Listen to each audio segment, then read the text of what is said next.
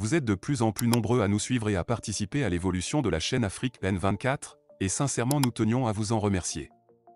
Nous lisons tous vos commentaires qui enrichissent le débat et vraiment nous vous demandons de nous soutenir, en aimant les vidéos pour une large diffusion, et pour continuer à avoir une ligne éditoriale indépendante, et vous proposer de nouvelles émissions toujours de plus en plus enrichissantes. Ne restons pas passifs, soyons actifs. Merci et à bientôt. Togo. Participer ou boycotter les élections. La polémique reprend de plus belle à l'approche du scrutin municipal. Au Togo, chaque échéance électorale s'accompagne de son lot de controverses. La publication, le 1er avril, d'un décret gouvernemental fixant au 7 avril le début de la révision des listes électorales pour les prochaines municipales n'a pas fait exception. D'un côté, certains acteurs politiques, à l'instar de Nathaniel Olympio, estiment que la participation aux élections est devenue un « folklore » qui ne fait que légitimer la mainmise de Faure Gnassingbé et son parti sur l'appareil d'État. De l'autre, une partie de l'opposition et de la société civile rappelle que le boycott, à plusieurs reprises, a laissé un boulevard au pouvoir en place, lequel en a profité pour renforcer son emprise institutionnelle, notamment dans la perspective d'ancrer la Ve République, tant décriée par les contestataires. Dans ce débat pour le moins délicat, il s'agit donc de décortiquer les arguments de part et d'autre, tout en tenant compte des réalités togolaises. L'historique des scrutins, les stratégies de l'opposition, la détermination du régime, les enjeux locaux et la volonté d'une partie de la population de construire une alternative crédible. Depuis plus de 30 ans, l'opposition togolaise oscille entre participation et boycott. L'issue, quant à elle, semble presque toujours bénéfique au parti présidentiel, dont la victoire ne fait aucun doute. Pour comprendre cette dynamique, il convient d'examiner de près les stratégies des différents protagonistes et les conséquences concrètes qu'elles engendrent. Les arguments en faveur d'un boycott. Nathaniel Olympio, figure de l'opposition, résume la position anti-participation dans un message qui a fait grand bruit. Nous devons changer la manière dont la lutte est menée. Plutôt que de chercher à gagner les élections pour ensuite changer les choses, il faut d'abord changer de régime avant de s'engager à nouveau dans des élections. L'idée maîtresse tient en ceci: se lancer dans une compétition électorale faussée est une perte d'énergie. Selon lui, depuis plusieurs décennies, aucune proposition de loi émanant de l'opposition n'a abouti à l'Assemblée nationale. Les scrutins se succèdent, mais le régime, conforté par des institutions verrouillées, s'octroie une majorité écrasante.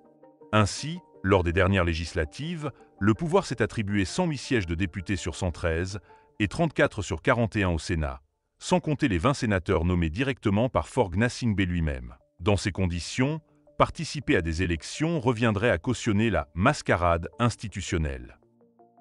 Les partisans du boycott soulignent également le risque d'apporter une légitimité de façade à un système qu'ils jugent autoritaire. S'engager dans la bataille électorale, selon eux, c'est valider les règles du jeu imposées par un régime qui entend imposer la Ve République à marche forcée. Pire, disent-ils, c'est diviser encore plus l'opposition. À chaque élection, des dissensions internes surgissent, fragilisant davantage un front déjà épars. L'on repense à la coalition C14, qui n'a pas su maintenir un bloc uni après le scrutin de 2018. Dans un tel contexte, la participation se ferait au détriment de l'exigence d'une transition démocratique préalable, laquelle conditionnerait un retour à des élections réellement compétitives. Enfin, le dernier volet des arguments anti-participation porte sur la chronologie. Pourquoi se précipiter dans une énième élection dont l'issue est jouée d'avance, alors que l'urgence est de mettre fin à une dictature qui dure depuis plus d'un demi-siècle? Les défenseurs de cette ligne radicale préfèrent concentrer leurs forces sur la mobilisation citoyenne, la pression internationale et la recherche de solutions inédites pour sortir de l'impasse. Les arguments en faveur de la participation. Pour autant, un autre camp au sein de l'opposition juge le boycott contre-productif, voire suicidaire, à plus d'un titre. D'abord, l'absence de l'opposition dans les scrutins permet au parti présidentiel, UNIR, de se maintenir aisément en position de force, sans la moindre contrainte. Les précédents, notamment le boycott des élections législatives de 2003 et celui de 2018, restent gravés dans les mémoires.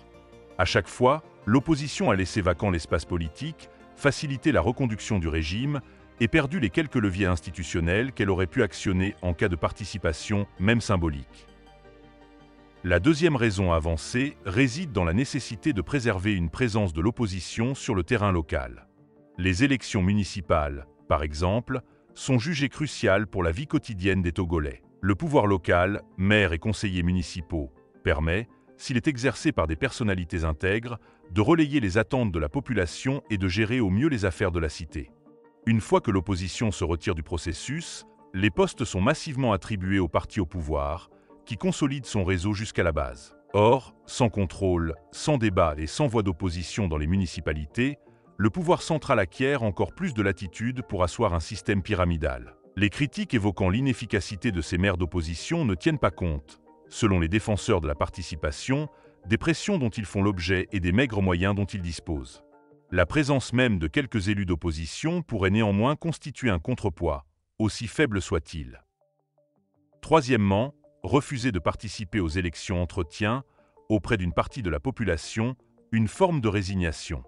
Dans un pays où l'accès à l'information est parfois difficile, le boycott risque de passer pour une absence totale de stratégie et un abandon du terrain. Les citoyens, déçus par l'inefficacité des boycotts passés, pourraient se détourner durablement de la politique et s'éloigner de l'opposition, jugés coupables d'entretenir l'immobilisme. Les partisans de la participation estiment qu'il faut se battre sur tous les plans, y compris électoral, afin de ne pas offrir un chèque en blanc au régime en place.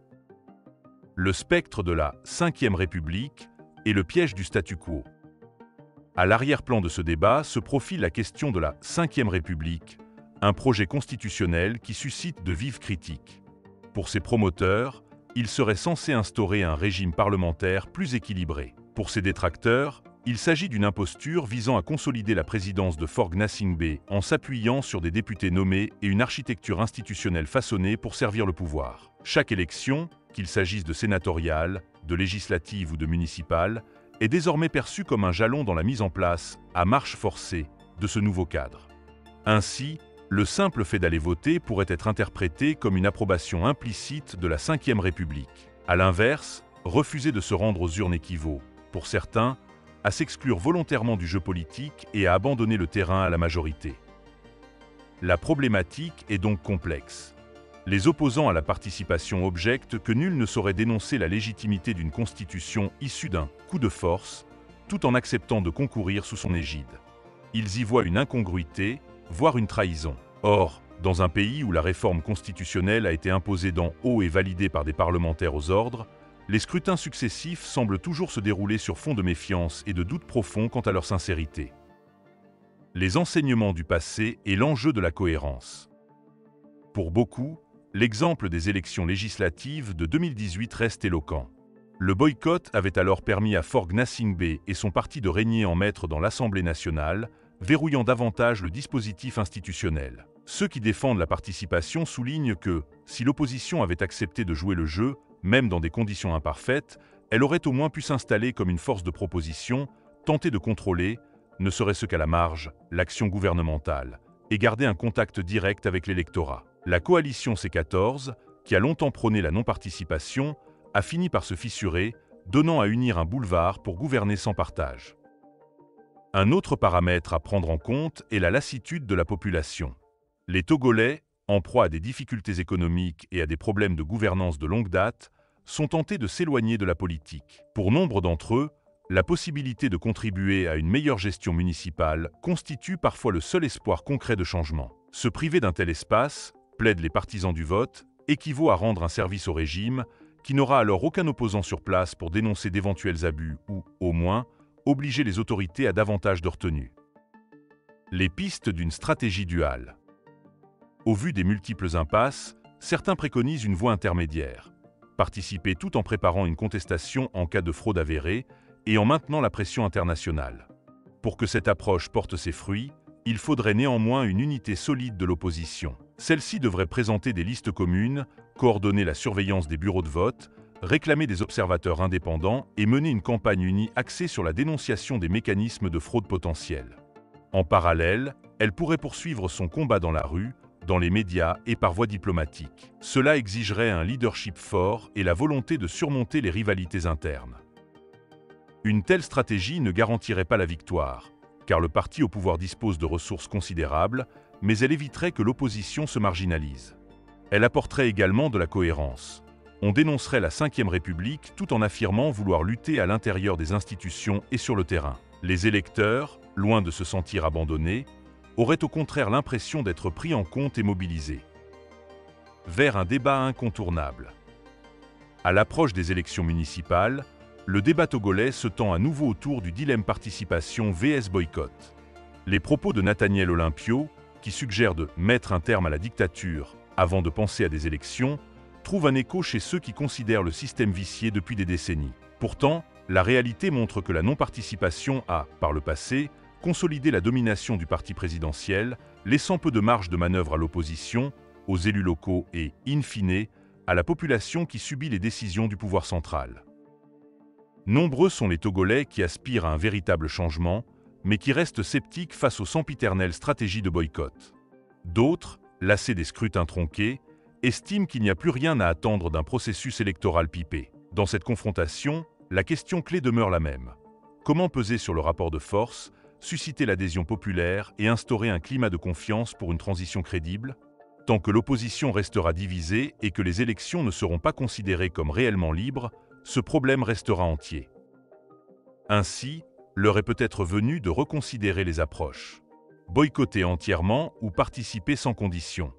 Ni l'une ni l'autre de ces formules, prises en l'état, n'a démontré son efficacité pour faire bouger les lignes. La clé se situe peut-être dans une participation lucide, assortie d'exigences concrètes, doublée d'une mobilisation citoyenne pour dénoncer la Ve République et réclamer davantage de transparence. Certes, le chemin vers un véritable renouveau politique reste semé d'embûches, mais renoncer d'emblée à la bataille électorale risque de sceller une fois de plus la victoire sans partage du pouvoir en place. Chers téléspectateurs, merci de nous rejoindre sur votre chaîne d'information.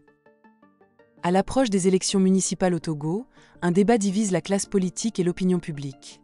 Faut-il participer à un scrutin jugé biaisé par certains, ou boycotter au risque de laisser toute la marge au pouvoir? Les défenseurs de la participation estiment que, malgré un terrain peu équitable, c'est l'occasion pour l'opposition de faire entendre sa voix et de se rapprocher des électeurs. À l'inverse, ceux qui prônent le boycott considèrent qu'il est vain de cautionner un processus qui renforcerait la Ve République, perçu comme un simple habillage pour consolider l'autorité du président. D'aucuns soulignent en effet que, lors des scrutins précédents, l'opposition boycottiste a perdu tout levier d'action. D'autres insistent sur l'urgence d'arracher un changement de régime avant de retourner aux urnes. Pendant ce temps, la population attend des solutions concrètes à ses difficultés quotidiennes, consciente qu'en cas de boycott, le parti au pouvoir peut remporter tous les sièges sans concurrence. Nous vous invitons à partager vos avis et expériences.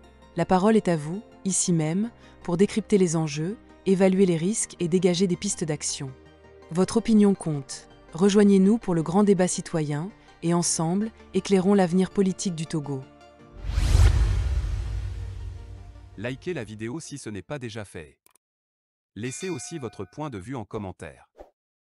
Abonnez-vous et cliquez aussi sur la petite cloche de notification pour ne rien rater de nos prochaines vidéos. N'oubliez pas de partager aussi la vidéo et de la liker.